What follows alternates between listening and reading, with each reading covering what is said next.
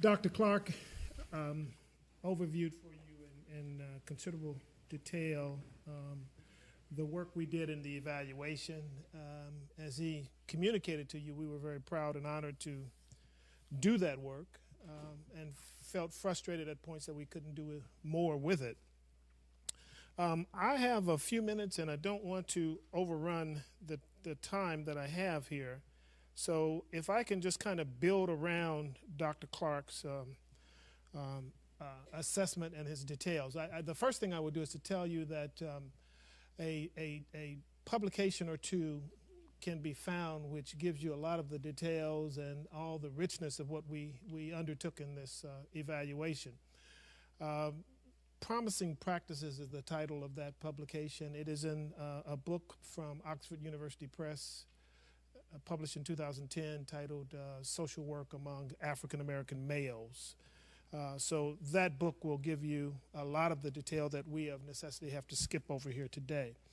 I just wanted to make a few general remarks that are broader and background oriented, and I'll just do a little bit of reading through them just so that I can expedite. The RTB initiative was an historic recognition of and recommitment to the American dream. 20 years ago, under leadership from Dr. Austin, the Kellogg Foundation, and a cast of luminary collaborators, including Ambassador Young, RTB took to heart Marion Wright Edelman's adage, "It takes a village to raise a child." In this sense, RTB was a commitment from the larger community surrounding black men and boys to recognize and address the debilitating, demoralizing, destructive forces too many black men and boys confronted in their lives. RTB was a hopeful response, a pushback, if you will, against the despair, resignation, and in some quarters, embarrassment associated with the perpetually depressed status of black men in America. Black males, men, and boys were overrepresented and continue to be so today, as we know, among this country's poor, undereducated, uneducated, incarcerated, sick, addicted, and just generally downtrodden. Black men and boys gave the lie to the lofty notions and promises of the American dream, or so it seemed. Among the greatest contributions of RTB in this sense was to present America with a more holistic view of black males, if you will. RTB reinforced the view that black men and boys were, first and foremost, part of this society, part of the polis. They were and continued to be integral members of the community and central and key members of our village, if you will. RTB shone a broad spotlight which revealed not only failures, but also successes among black males in America. Through RTB, we were re-engaged in and forced to confront a kind of national conversation with the primary focus being on issues that are at the center of this country's ideals: community, fair play, and the necessity to develop in all people the capacity to make their contributions to the common good. So 20 years later, we gather to recall, revisit, and perhaps even, or certainly as well, to honor RTB. Now, unfortunately, too many black men and boys are still stuck at the bottom of American life. So, no, RTB didn't solve all the problems. Problems that grew out of 500 years of a combination of slavery, Jim Crow, caste segregation, and continuing racial and economic discrimination don't simply go away overnight. However, what RTB did accomplish and what it did help to do was to renew our hope. I remember at that time that when we were thinking about the evaluation and the program and our visits with various sites and participants in those programs as well as staffs, we always came away feeling very hopeful and feeling lifted and having been reminded of just the power of the human spirit, often in the face of the worst circumstances, to rise to greater heights.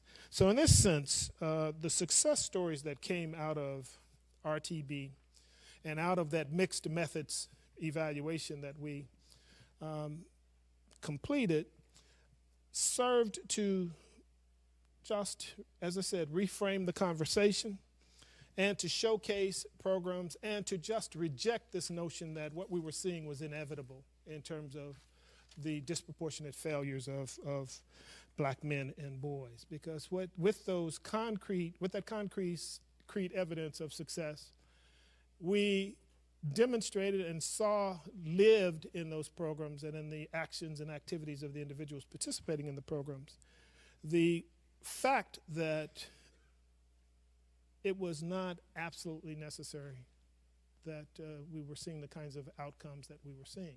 And that just as those outcomes had been manufactured and created, that with proper interventions, they could be reversed. And one of the lessons that came through very clearly to us was that those successful programs were built on human-to-human connections between adult mentors and those young men, connections between peers who were positively oriented and some older black men who had been incarcerated and were trying to avoid the pitfalls of recidivism.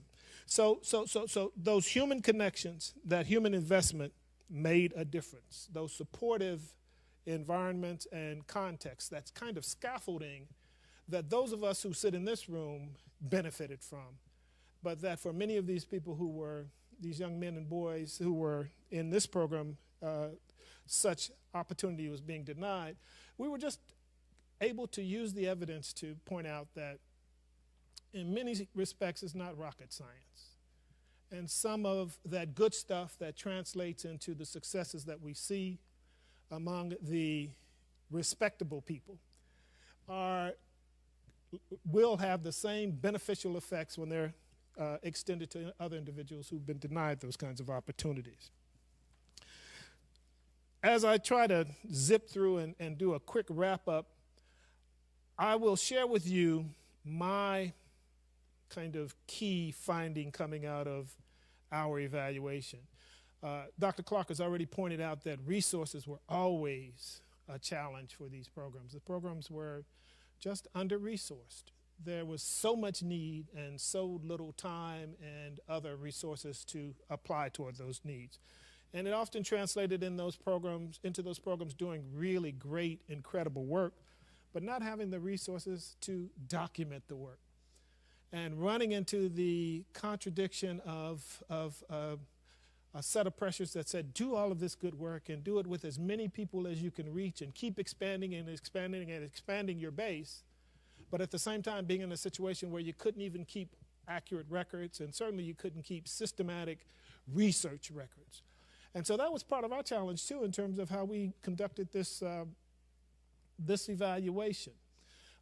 Fortunately, the frame that we were presented with allowed for the recognition that in this instance, the straight, strict, randomized, double-blind clinical evaluation design was not going to work.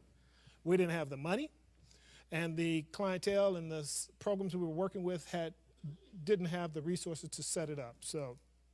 But what we could do is take our lessons from those multiple data points, our pre and post studies with the participants, our observational data, our data from life histories, our data from the documents and the records and the information we could get from public sources. All of that came into play and allowed us to move to a place where we could sketch and provide the kind of evaluation that those of us who do research, you come to understand that with that empirical work, it's science and it's art.